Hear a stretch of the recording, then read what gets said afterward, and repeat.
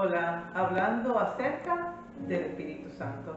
Vamos a comenzar una serie de estudios sobre la unción del Espíritu Santo. Cuando hablamos del Espíritu Santo, estamos hablando de la tercera persona de la Trinidad. Y tenemos diferentes tipos de símbolos para representar el Espíritu Santo. Y mientras estaba estudiando, me recordé de esta lámpara. Esta lámpara tiene una función. Para que pueda hacer la función para la cual ha sido creada, necesita aceite, necesita algo que le ayude a brillar. Entonces vemos que la lámpara alumbra, da calor, da guía. Alumbra, podemos ver para dónde vamos. Da calor, da confort, da esa sensación de calidez, de comodidad y guía, así que nos da dirección. Quiere decir que sin el aceite de la lámpara pierde su funcionalidad, es inútil, pierde su propósito, pierde los procesos para los cuales ha sido creada. De la misma forma nos pasa a nosotros como cristianos si nosotros no tenemos la unción del Espíritu Santo. Pero vamos a leer que dice Hechos 13:52. La palabra del Señor dice así: y los discípulos estaban llenos de gozo y del Espíritu Santo. De gozo y del Espíritu Santo. Quiere decir que esa primera iglesia, los discípulos, no solamente los apóstoles, sino todos aquellos que eran considerados seguidores de Cristo, estaban llenos de gozo y del Espíritu Santo.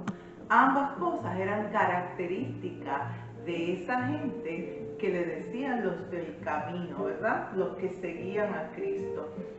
Lo primero que podemos pensar es que ese gozo y el Espíritu Santo es para cada uno de los seguidores de Cristo. Hoy día, cada persona que profesa el nombre de Cristo se supone, como aquel día, que estén llenos de gozo y del Espíritu Santo. Y fíjate que es interesante que Dios ha escogido esas dos características para que nos sigan, porque a veces pensamos una persona espiritual, una persona llena de la unción del Espíritu, la consideramos como aquella persona que flota en el aire, ¿verdad? Aquella persona que ni se ríe, aquella persona que cuando está hablando lo único que le sale por la boca son textos bíblicos, ¿verdad?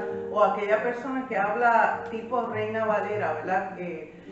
¿A dónde fuisteis esta mañana? ¿Y qué hicisteis? Right?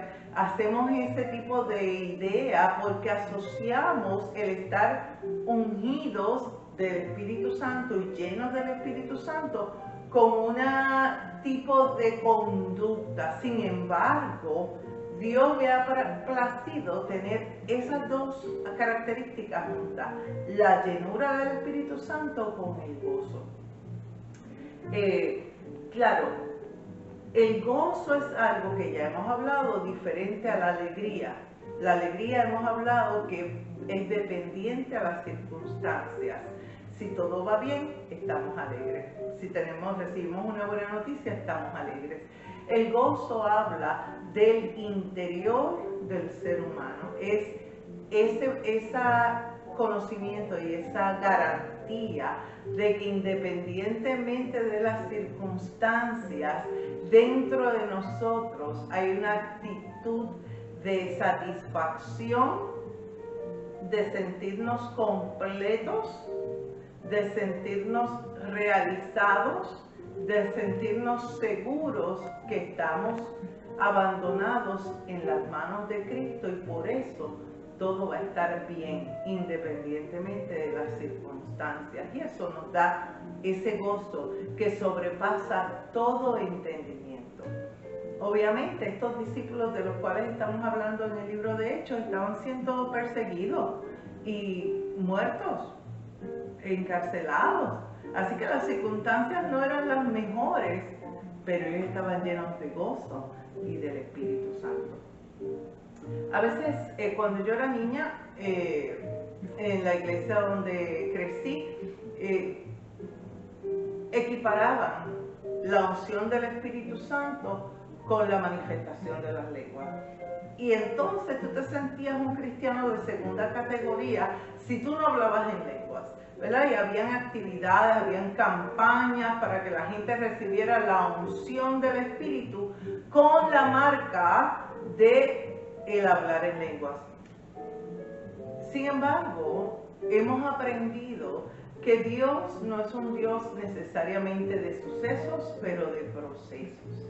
Y eso es algo bien importante nosotros reconocerlo. Es un Dios del caminar diariamente. Y esa unción no es una unción del momento, sino que es una unción que ocurre en el momento de la salvación y que se mantiene con el cristiano hasta el día de la muerte. Es importante que entendamos que esta unción del Espíritu es algo que nosotros tenemos que trabajar cada día y buscar cada día para poder mantenernos en nuestro camino. Y claro, se habla de la unción del Espíritu Santo desde Génesis hasta Apocalipsis. Vamos a ver qué dice Zacarías 4:6 sobre esto. Dice la palabra: entonces respondió y me habló diciendo: esta es palabra de Jehová a Zorobabel, que dice: no con ejércitos ni con fuerza, sino con mi espíritu, ha dicho Jehová de los ejércitos. Entonces, vemos que ya en el Antiguo Testamento Dios estaba clarificando a nosotros que es a través del Espíritu Santo que podemos prevalecer, que podemos vencer y que podemos mantenernos como cristianos. No es por nuestra fuerza, no es por nuestras conexiones, no es a base de a quién conocemos, ni cuánto sabemos, pero es de la dependencia que podemos tener del Espíritu Santo de Dios. Entonces, vamos a ver qué dice acerca del Espíritu en el Nuevo Testamento. Y vamos para eso al libro de Lucas. Lucas 4:18, el libro del Evangelio según Lucas, el versículo 4:18. Dice: el Espíritu del Señor está sobre mí, por cuanto me ha ungido para dar buenas nuevas a los pobres. Me ha enviado a sanar a los quebrantados de corazón, a pregonar la libertad a los cautivos y vista a los ciegos, a poner en libertad a los oprimidos, a predicar el año agradable del Señor. Este es el Señor Jesucristo hablando, confirmando la profecía del Antiguo Testamento en su persona. Así que vemos que Jesús hace una parte para dejarnos saber que Él tenía el Espíritu de Dios con una finalidad, con un propósito. De la misma manera, a nosotros se nos ha dado el Espíritu Santo, la unción del Espíritu Santo con un propósito. No es para tú quedártelo para ti, no es para tú seguir engordando espiritualmente, sino que hay un propósito para esto. El mismo Jesús nos dijo que cosas mayores que estas, que las que Él había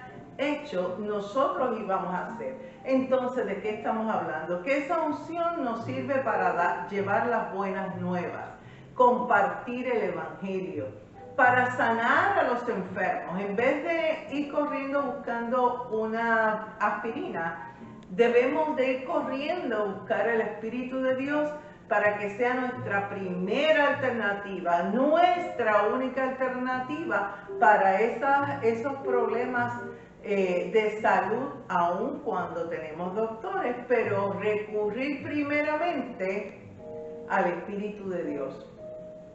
A pregonar la libertad a aquellos que son cautivos, a aquellas personas que nosotros conocemos, empezando por nosotros, que estamos cargando esas cadenas generacionales, esos problemas de la niñez, esa sanidad emocional, esa libertad. El Espíritu de Dios nos ha capacitado para trabajar y para romper esas cadenas en nuestra vida y en la vida de aquellas personas que están alrededor de nosotros, para dar vista a los ciegos. ¿Por qué en la iglesia hoy día no vemos más milagros? ¿Por qué cuando alguien dice estoy enfermo, necesito oración, inmediatamente le proveemos la tarjeta del doctor que nos atiende a nosotros? Ah, yo tengo un remedio buenísimo. Oh, yo te voy a enviar el teléfono de mi doctor.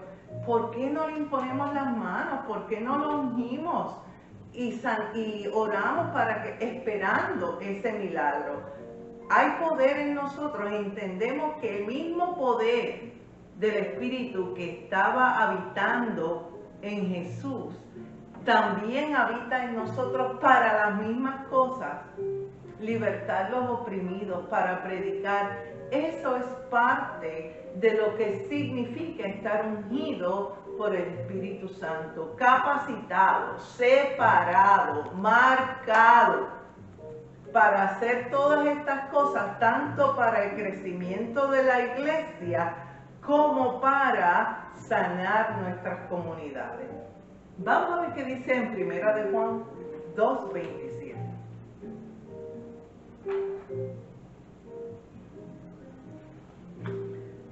Primera de Juan 2:27.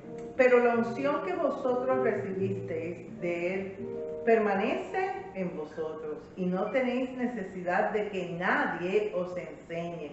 Así como la unción misma os enseña todas las cosas y es verdadera y no es mentira, según ellas os ha enseñado, permanecer en Él. Qué interesante este versículo. Es interesante para mí porque realmente aquí el apóstol está diciendo que la unción que recibimos el día que conocimos a Cristo, esa unción permanece en nosotros. El Espíritu no se va. Nosotros no tenemos una grieta que tenemos que estar todos los domingos, todos los sábados, todos los miércoles tratando de llenarnos del Espíritu, porque ese Espíritu son las arras de Dios. Esa es el sello y la marca de que le pertenecemos. Así que ese Espíritu está con nosotros y tiene otro propósito, además de pregonar las buenas nuevas, además de sanar, además de libertar, además de libertar a los oprimidos, además de llevar el Evangelio a toda criatura. También hay un trabajo interno que hace el Espíritu en la vida de cada creyente. Y dice aquí que Él permanece en nosotros porque esta unción nos enseña todas las cosas. Quiere decir que nos da discernimiento y nos va a enseñar todo lo que Dios quiere que nosotros aprendamos. Quiere decir que hay una construcción, un cuidado espiritual para que nosotros vayamos creciendo en el espíritu y madurando, como también vayamos a hacer cosas, a trabajar por el desarrollo y el crecimiento de la iglesia y el Evangelio de Cristo en el mundo. Obviamente ese trabajo interno en nuestra vida es con el propósito único de que nosotros nos parezcamos a Cristo. Todo este crecimiento espiritual y la ayuda del Espíritu es para que nosotros lleguemos a la estatura del varón perfecto que es Jesucristo en nuestra vida. Así que esta clase introductoria que estamos dando hoy de la unción del Espíritu Santo, queremos que sea el preámbulo para lo que nosotros vamos a estudiar en términos de la implicación del estudio del Espíritu Santo en nuestra vida personal y en nuestro ministerio. Así que les espero la semana que viene. Que el Señor te bendiga.